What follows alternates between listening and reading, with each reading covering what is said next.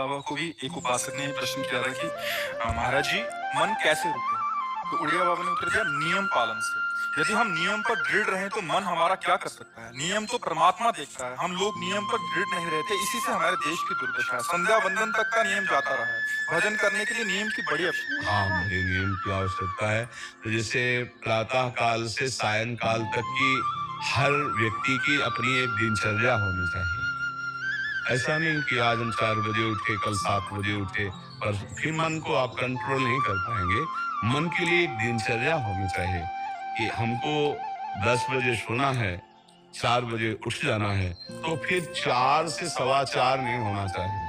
4 बजे उठ जाना, ऐसा नियम बना ले और उठ कर के हमको थोड़ी देर नाम जप करना है, थोड़ी देर हमें वाणी जी का गायन करना है, थोड़ी देर हमें ध्यान, एक अपनी दिनचर्या। फिर हम अपने संसार के कार्य के नियम, जो संसार के कार्य हैं, उनको भी करते हुए भगवान को समर्पित करें। जैसे जो पद में है, जो आपको राष्ट्र सेवा मिली है, जो आपको समाज सेवा के पद मिले हैं, या आपको जो घर की सेवा के कार्य मिले हैं, उनमें बहुत धर्म पूर्वक आचरण होना चाहिए। अगर आप अधर्म आचरण करते हैं, अपने पद का दुरुपयोग करते हैं, तो आप सुबह जग करके थोड़ा माला चला लीजिए, फिर भी आपका कल्याण नहीं होगा, क्योंकि आप अपने पद का, अपनी सेवा का दुरुपयोग कर रहे हैं। जैसे हम जानते हैं कि अधर्माचरण है, ये अधर्मी है, हमें पता है दोषी है, और वो हमको कुछ धन दे देता है, और हम उसको मुक्त करवाने की बात सोचते हैं, और जो निर्दोष है उसको फंसा देते हैं। अब तुम क्या है, जितना माला चलाने की कोशिश करो या दान पुण्य करो, वो तुम्हारा अधर्म आचरण, वो अधर्म का धन तुम्हें सतमार्ग में नहीं जाने देगा। नियम लेना चाहिए कि जिस पद में है, जिस धर्म में है, जिस कर्तव्य में है, चाहे कुछ भी हो जाए, हम अपने कर्तव्य से विमुख नहीं होंगे। जितना जप महान है, उतने कर्तव्य महान है। दोनों बातें समझना है। माला फेरा और इसके बाद बेईमानी, अधर्माचरण, इनका कोई नियम नहीं है कि हमें कैसे चलना है, तो वो माला काम नहीं कर पाएगा, क्योंकि उसका तभी सत्य भाव माना जाएगा माला जपना, जब धर्माचरण है।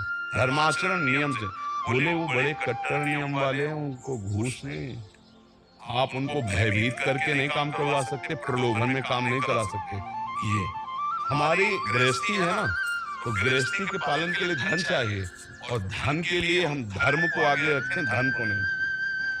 धर्म को, हमारा कर्तव्य क्या, प्रायः जैसे पूज्य बाबा ने कहा, आज हमारे देश में बहुत दुर्दशा हो रही है। दुर्दशा हो रही, क्यों? क्योंकि सब अपनी जगह से गलत हो रहे हैं। अगर अपनी जगह हम ठीक रहे तो हमारी दुर्दशा नहीं होगी। हमारा भजन कम होगा, लेकिन हम धर्म से चल रहे हैं तो हम विजयी होंगे।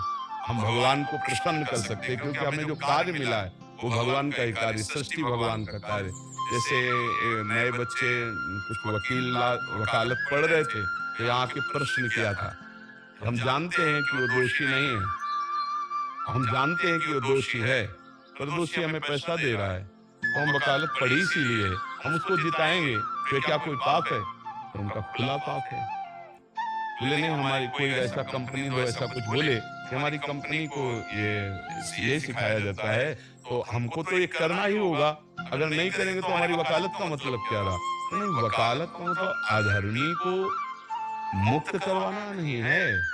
वकालत का मतलब अधर्मी के सबूत एकत्रित करके उसको दंड दिलवाना है, और धर्मात्मा को मुक्त करवाना है। अब इसके लिए आपके पास अर्थव्यवस्था अगर कमजोर भी है, तो धर्म व्यवस्था आपकी पूरी है।